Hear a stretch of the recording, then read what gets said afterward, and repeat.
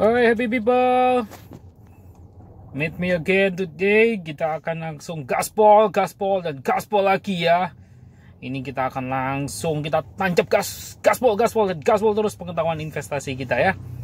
So hari ini kita akan melangkah ke reksadana saham ya. Ini adalah topik yang menarik, dimana banyak sekali orang yang sudah mulai mencoba berinvestasi di reksadana saham. Tapi apakah kita benar-benar ngerti tentang reksadana saham? Yuk kita langsung mulai ya. Let's start. Jadi reksadana saham adalah reksadana yang berisi kumpulan dari saham-saham perusahaan yang ada di Indonesia. Ya. Kumpulan reksadana saham ini diolah oleh fund manager, orang-orang yang sudah benar-benar kompeten dalam mengolah sebuah reksadana saham.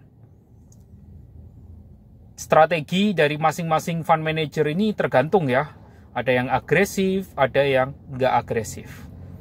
Beberapa hal yang perlu diperhatikan dalam reksadana saham adalah satu, yang paling penting adalah harganya NAV volatil banget. Jadi harga NAV reksadana saham sangat volatile. Dalam artian naik turunnya cukup cepat. Jadi harap diperhatikan. Buat yang jantungnya nggak kuat, pelan-pelan saja ya. Pilih reksadana yang lainnya, oke? Komposisi di reksadana saham biasanya hampir 90% portfolio dari fund manager masuk ke saham. 10% tersisa di cash. Namun biasanya mereka juga akan menyesuaikan strategi investasi mereka tergantung dari kondisi market Indonesia saat itu, ya. Itu yang harus diperhatikan. Berikutnya, pilihan saham. Mohon maaf, kita nggak bisa memilih saham apa aja yang mau kita investasikan di reksadana saham. Karena masing-masing sudah menentukan di saham mana saja mereka akan berinvestasi sesuai dengan perhitungan mereka, perhitungan fund manajernya maksudnya ya. Dan juga sesuai dengan target return yang mereka mau capai berapa. Jadi di reksadana saham, kita nggak bisa memilih sahamnya ya. Kita cuma tinggal ngikut aja dari fund manajernya mau ngapain. Oke, yang berikutnya adalah proses pencairan. Reksadana saham untuk pencairannya membutuhkan waktu 3-7 hari kerja. Proses pencairannya cukup lama, jadi harap diperhatikan. Yang invest di reksadana saham harap diperhatikan, tidak bisa cepat-cepat dicairkan.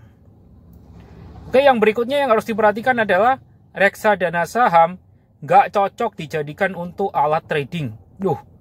Kan ada sahamnya. Biasanya saham kan bisa ditrading kan? Betul. Tapi reksadana saham nggak cocok. Kenapa? Contohnya ini. Reksadana saham A. Dia isinya saham A, B, C, D. Bursa kita naik 3%. Tapi ternyata di reksadana saham A, kenaikannya belum tentu 3%. Ternyata cuma naik 1,5%. Nah, kalau kita mau cairkan, kita masih ada fee masuk biasanya di beberapa reksadana masuk ya. Di reksadana saham, sorry. Di beberapa reksadana saham, untuk pembeliannya ada kena biaya. Biasanya ada kena biaya pembelian ya. Jadi kadang-kadang kalau kita kalkulasikan betul-betul, dari yang untung kita bisa jadi nggak untung. Atau untungnya cuma sedikit. So, singkat cerita, reksadana saham nggak cocok. Kita nggak rekomendasikan reksadana saham dijadikan alat trading ya. Kalau mau trading, lebih baik langsung ke sahamnya saja, oke? Yang keempat, pastikan Anda selalu cek fund fact sheet. Ini rangkuman dari saham-saham apa saja yang lagi dipegang sama fund manager tersebut.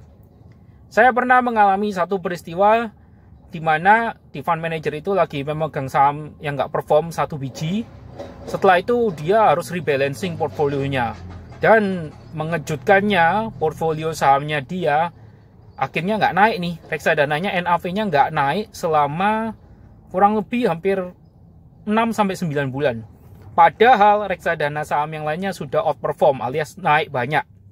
Jadi harus diperhatikan bahwa di reksadana saham semuanya sensitif ya. Oke, jadi reksadana saham kesimpulannya berisi macam-macam saham. Itu yang paling penting. Dikelola oleh fund manager. Untuk pembeliannya ada biaya pembelian biasanya. Pencairannya butuh proses 3-7 hari kerja. Kita nggak bisa milih sahamnya ya. Nanti dipilihkan semua oleh fund manager. Jadi kalau kalian nggak suka dengan fund manager A, pilihan sahamnya bisa ke fund manager B. Bisa ke C, bisa juga ke D. So, itu yang harus diperhatikan sebelum berinvestasi di reksadana saham. Dan jangan lupa, volatilitas harga di reksadana saham cenderung lebih tinggi dibandingkan reksadana lainnya. So, siapkan mental Anda untuk volatilitas. Oke, sekian sharing kita hari ini dan kita akan gaspol lagi berikutnya. Terima kasih.